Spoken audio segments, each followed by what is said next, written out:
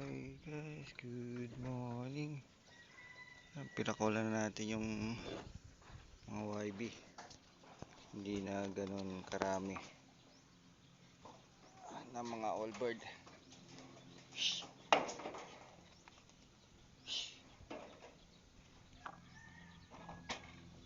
Para masanay na sila, tapos mamayang hapon uli. Para mapagod na sila, mapagod. Masanay na yung baga nila sa hingalan. Ayan na yung taniman natin. Malawak na. At itong nakaraang linggo, tinamaan na naman tayo. Puro pahinga tayo. Talagang hindi talaga tayo pwede dun sa mga pagkain na bawal talaga sa atin, guys. Kaya ayun, kalat-kalat po. Hindi alam kung saan pupunta. Kanya-kanyang ikot. Hindi bale, bata pa naman kasi. Pagka ito tumanda to, gumulang to, sabay-sabay na yan. Ang kailangan nito matuto silang hingalin. Masanay yung bagat nila sa ganong pagod. Ito yung blue bar. Yung arde na blue bar. Ayan, stop muna sila sa breeding. O, ayan na. Ayan yung kapatid niya.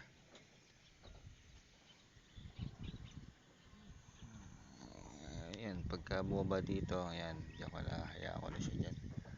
Ito, sa side ng nanay. Kamukhang kamukha ng nanay.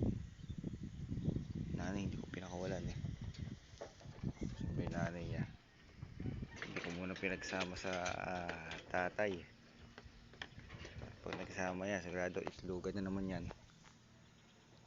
At may mga pinapisa tayo at bibigyan natin nila na maganda yung nagsisimula pa lang. Yung kapatid niya na huli, pinakabunso, na udyukan ng mga kapitbahay niya, na ibato ka agad ng bukawi. Pinagtawanan daw, hindi nakauwi. Pero kahapon, nag-message sa akin, nakauwi na daw. Nabigla eh.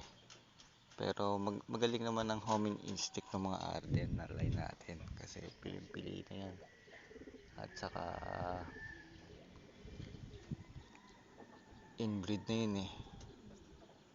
Mga inbreed na, pili na yung ano, hindi siya ganun kapangit.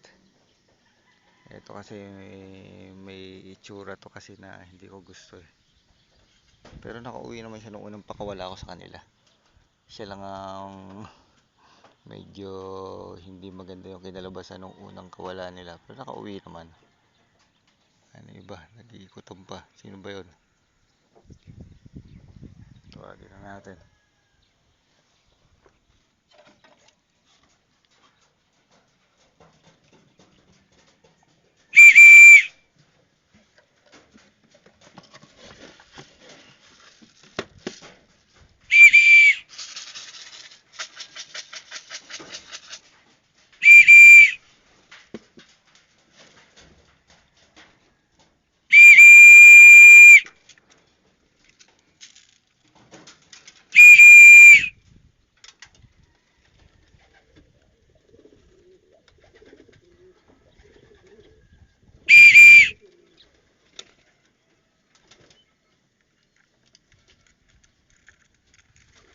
Ano yung nanay nila?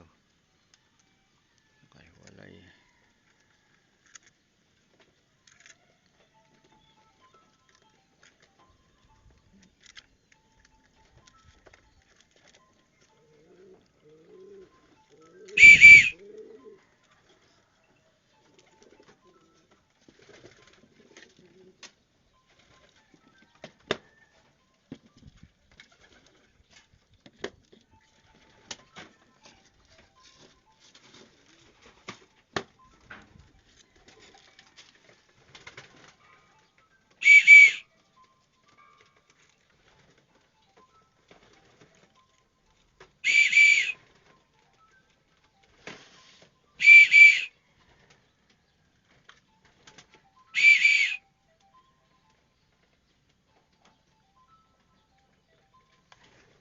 Ayan, sanay na.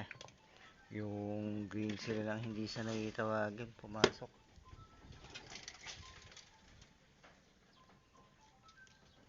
Kaya gano'n lang kadali sanay. Okay guys, nandito ng ating video.